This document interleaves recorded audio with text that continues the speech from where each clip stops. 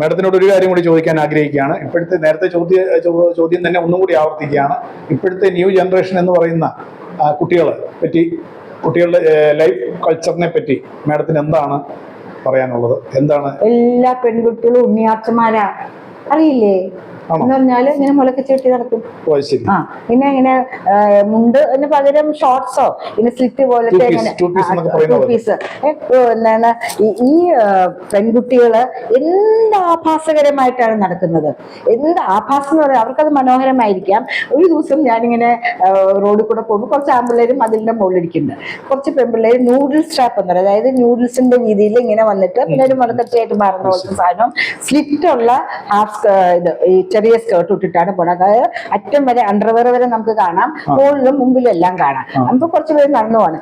ഇനി പയ്യന്മാരെ നോക്കി ഇങ്ങനെ കാണിക്കുന്നുണ്ട്. അപ്പൊ ഇവന്മാർ അങ്ങോട്ടും ഇങ്ങോട്ടും പറയാണ്, നമ്മളെ കാണിക്കാനല്ല ഇങ്ങനെ നടന്നേ. നമ്മളൊന്നും മിണ്ടാണ്ടിരിക്കുമ്പോ നമ്മള് എന്താണ് ഇത് പറയുമല്ലോ, ഇതില്ലാത്തവന്മാർ, വികാരമില്ലാത്തവന്മാര്. എന്തെങ്കിലും പറഞ്ഞാൽ ഉടനെ കണ്ടില്ല അലവലാതുകൾ നമ്മളെ കമന്റ് അടിക്കുന്നു. നമ്മളെ കാണിക്കാനല്ല അങ്ങോട്ട് തേരെ പര നടക്കുന്നത്, നമ്മളെന്തെങ്കിലും പറയാൻ വേണ്ടിയിട്ടല്ലേ ആൺകുട്ടികൾ പറയുന്നു. അല്ലെങ്കിൽ നമ്മൾ മിണ്ടാണ്ടിരുന്നാൽ നമ്മള് ഷണ്ടന്മാരായി, മിണ്ടിയാല് നമ്മള് അലവലാദികളായി, നമ്മള് കമന്റ് അടിക്കാരായി, വായ നോക്കികളായി. നമ്മളെ കാണിക്കാൻ വേണ്ടി അങ്ങോട്ടും ഇങ്ങോട്ടും ഇപ്പൊ 10 പ്രാവശ്യം പോകുന്നത്.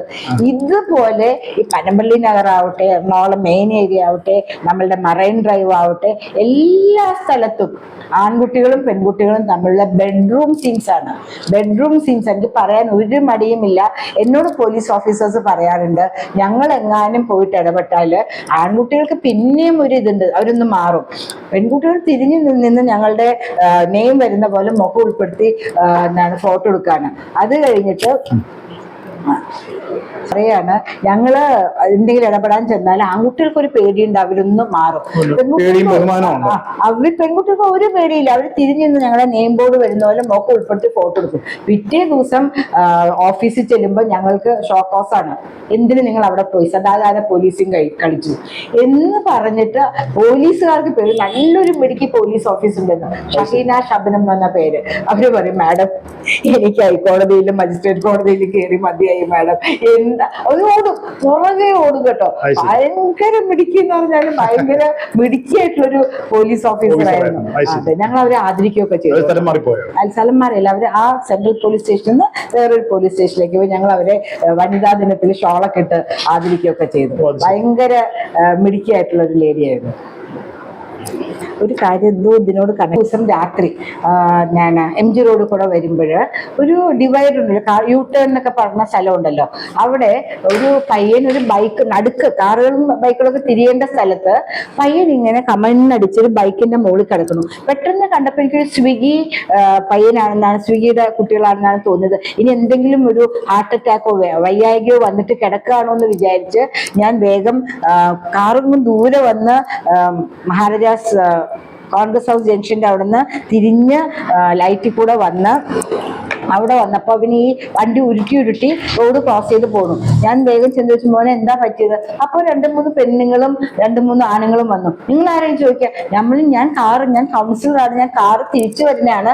യു ടേണിൽ ഇങ്ങനെ ഒരു ബൈക്ക് റോഡിന്റെ നടുക്ക് യു ടേണിൽ വെച്ചപ്പോ കച്ച് കിടക്കണപ്പോ എന്തോ സംഭവം ഉണ്ടെന്ന് വിചാരിച്ചു. അപ്പൊ അവൻ പറയാണ്, എന്റെ ഗേൾ ഫ്രണ്ടിനെ കാത്തുനിന്നാണ്, അവർക്ക് അങ്ങോട്ട് പോകണം തോന്നി അങ്ങോട്ട് പോവാം, ഇങ്ങോട്ട് വരണം തോന്നി ഇങ്ങോട്ട് വരാം, അങ്ങനെ കിടക്കാം. ഒന്ന് ആലോചിച്ച് നോക്കൂ, യു ടേൺ എടുക്കേണ്ട സ്ഥലത്ത് ബൈക്ക് വെച്ച് ഇങ്ങനെ കിടക്കുകയാണ്. ഉടനെ വേറൊരു പെണ്ണ, സദാചാര പോലീസിനെ ഇറങ്ങിയേക്കാണ് അമ്മച്ചി, നിങ്ങൾ കൗൺസിലറാണെന്ന് കാണിക്കാൻ എന്താ ഉള്ളത് നിങ്ങളുടെ കയ്യില്?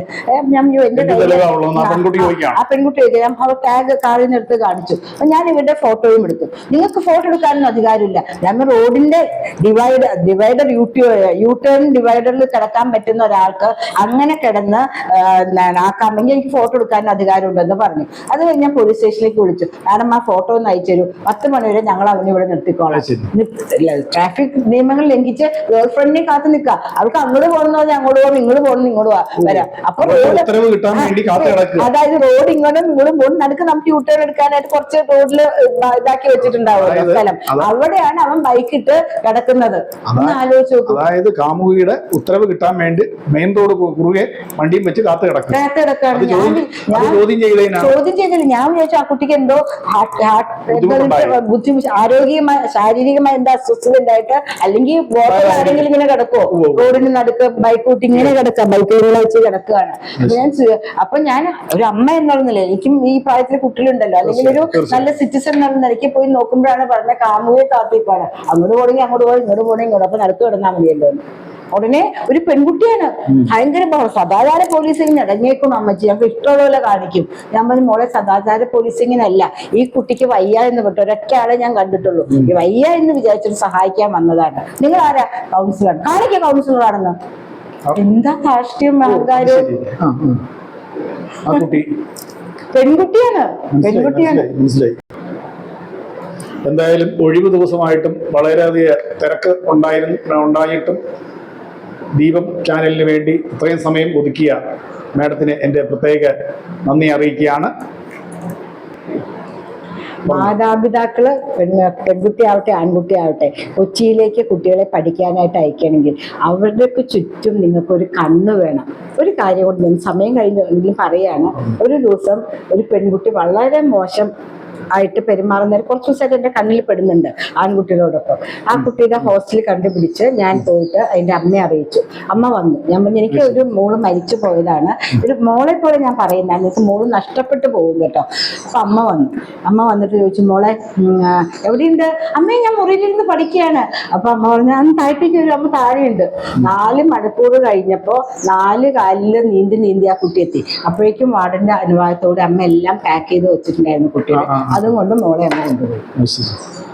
ഇതുപോലെ ഇത്തരം സംഭവങ്ങളാണ് കൊച്ചിയുടെ പശ്ചാത്തലത്തിൽ നടക്കുന്നത്. പലരും വിളിച്ചു ചോദിക്കാറുണ്ട്, നമ്മളുടെ കൾച്ചറൊക്കെ ഒന്ന് പഠിക്കട്ടെ. ഇംഗ്ലണ്ടിലൂടെ ഉള്ള ഒരു സഹോദരൻ വിളിച്ചു, എനിക്കൊരു പരിചയമില്ല കേട്ടോ, നമ്മുടെ കൾച്ചറൊക്കെ പഠിക്കട്ടെ എന്ന് വിചാരിച്ചിട്ട് ഞാൻ കൊച്ചിയിലേക്ക് മോളെ അയക്കാൻ വിചാരിക്കുക. അപ്പൊ മാഡത്തിന്റെ വീഡിയോ ഒക്കെ കണ്ടു. സേഫ് ആണ്? നമ്മൾ ഒട്ടും സേഫ് അല്ല, ഇംഗ്ലണ്ടിനേക്കാട്ടിലും കഷ്ടമാണ്. നിങ്ങൾ ഇംഗ്ലണ്ടിലാണെന്ന് അവർക്ക് അറിയാം. അതുകൊണ്ട് ഇംഗ്ലണ്ടിൽ നിങ്ങളുടെ അടുത്തിരുത്തി പഠിപ്പിച്ചോളൂ. കൊച്ചിയിൽ വന്ന് ഒരു കൾച്ചറും നമ്മളുടെ തനതായ കൾച്ചർ ഒന്നും ആ കുഞ്ഞ് പഠിക്കാൻ പോകുന്നില്ല, വഴിതെറ്റി പോവുകയുള്ളൂ എന്ന് അവരെ മാഡം ഉപദേശിച്ചു. Okay, thank you. എന്തായാലും ഇത്രയും സമയം ചാനലിന് വേണ്ടി തന്ന അഭിമുഖത്തിന് വേണ്ടി ഞങ്ങൾക്ക് ഒതുക്കി തന്ന ദീപം FIS ചാനലിൻ്റെ പ്രത്യേക നന്ദി അറിയിക്കുകയാണ്. മാഡത്തിൻ്റെ പരിശ്രമങ്ങൾ അല്ലെങ്കിൽ ആത്മാർത്ഥമായ സേവനങ്ങൾ വീണ്ടും തുടരട്ടെ എന്ന് ആശംസിച്ചുകൊണ്ട് നന്ദി അറിയിക്കുന്നു. നന്ദി, നമസ്കാരം.